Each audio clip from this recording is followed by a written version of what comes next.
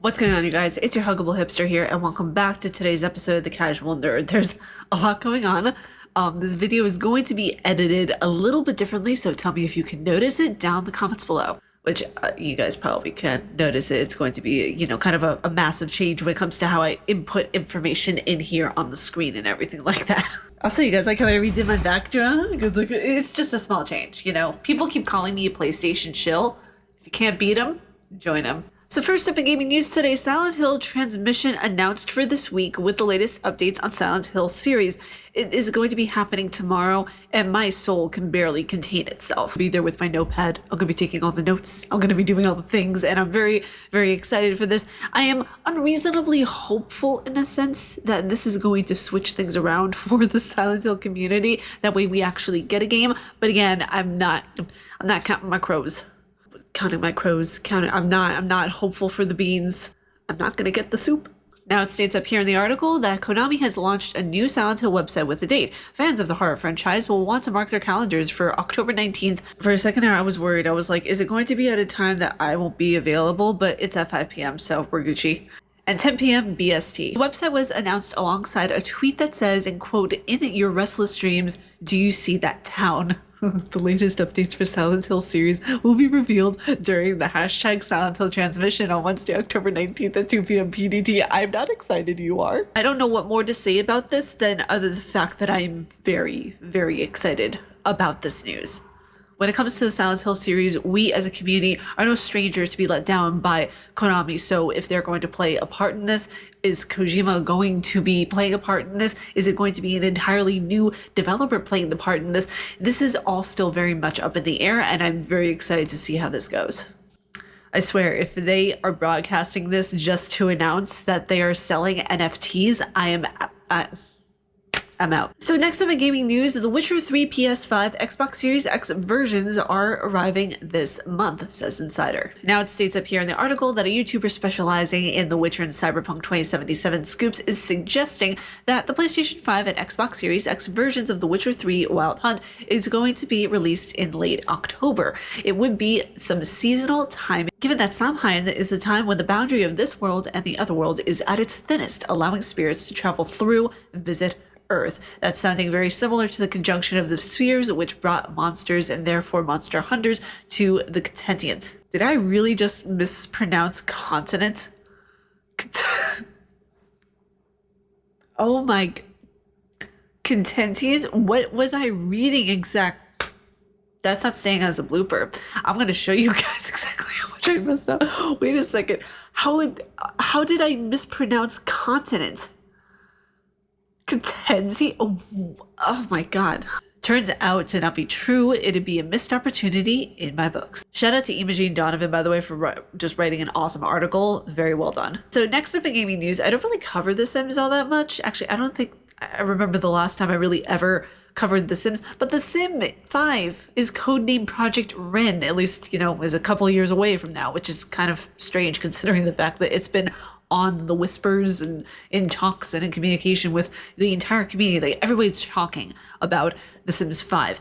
And it's kind of strange that it's not going to be coming out soon, because I feel like it was just, I don't know, I feel like things with it have been in motion for a very long time. Now it states up here in the article that EA didn't announce The Sims 5 during today's Behind the Sims Summit live stream, or at least not in so many words. It's still describing the next Sims game as the future of The Sims. Which, how can there be a future of The Sims? But when it comes down to The Sims, what is there to change? Like, besides upgrades of different ways that you can go about doing a Sims game, like adding dogs, adding theme parks, adding plant life and wildlife, having all the things that make life, what else is there to add? They add vampire expansion packs. They've added, I believe there was like a city living pack. There was all these different types of packs that they expanded on everything and they added to the game. So what else is there? Are they going to be adding a Witcher pack to the Sims game? I'm not quite sure what else you can do with Sims. I mean, I'm not particularly a fan of The Sims. I've tried it many, many times and the game just is not for me. But it's one of those things of where, like, what more can they do with it? And that's me asking honestly, because I am a non-Sims player. I've only played the game a handful of times. So I'm thinking if this is supposed to be kind of like an Avatar metaverse type game, what more can you do with it that wasn't already done in The Sims 3 and 4?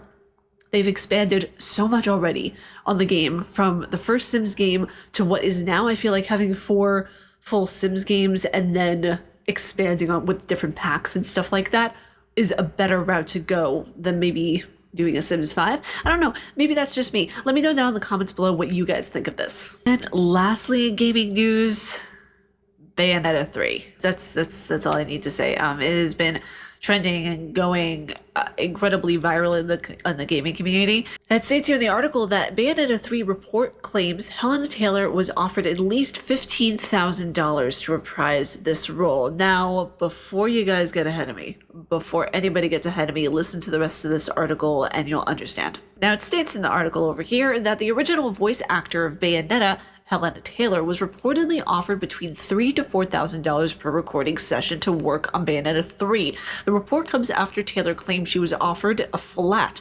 $4,000 to reprise the role in a series of videos calling on fans to boycott the upcoming game. According to Bloomberg, Bayonetta 3 developer Platinum Games was going to have Taylor reprise her role as a character for at least 5 studio sessions. Each session was reportedly going to pay between $3,000 to $4,000, which would amount to at least $15,000 in total, in amounts that a lot of us could only dream of. Taylor reportedly asked for a total sum of 6 figures as well as residuals for Bayonetta 3. Platinum Games declined Taylor's offer, and after negotiations, the developer began to look for a new voice actor. Platinum Games reportedly did offer Taylor a cameo after in Bayonetta 3 for 1 session, which would net her $4,000. So it looks like, after a lot of news and a lot of things that were going on, that she was offered $15,000. Going off of this article. Again, we don't know anything for a fact right now. We're going off of what's being said in articles and being said by people on the internet. So you really don't know what's going on. We just know what we're being told. I even tweeted at the developer, Hideki Kimiya, and I got blocked, which apparently he was doing that to everyone. So, yeah, that I'm really not surprised.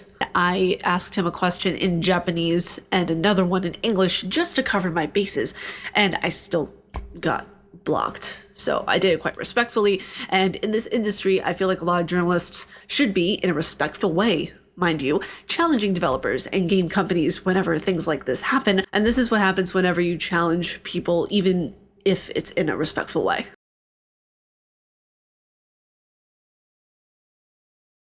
So, yeah, that was interesting. I'm being told by a lot of my friends now that he is even blocking a lot of people who are speaking to him in Japanese. So I don't get that at all whatsoever. But yeah, that is the news for today. But you guys, that is it for me for this episode of The Casual Nerd. If you guys like my face and what I do, please be sure to subscribe and hit that bell down below. I make videos every day here on YouTube, whether they are late or whether they are earlier in the day, there will always be a video. But may you find your worth in the waking world, dear hunter. Stay casually nerdy, and I will see you all in the next video. See you guys.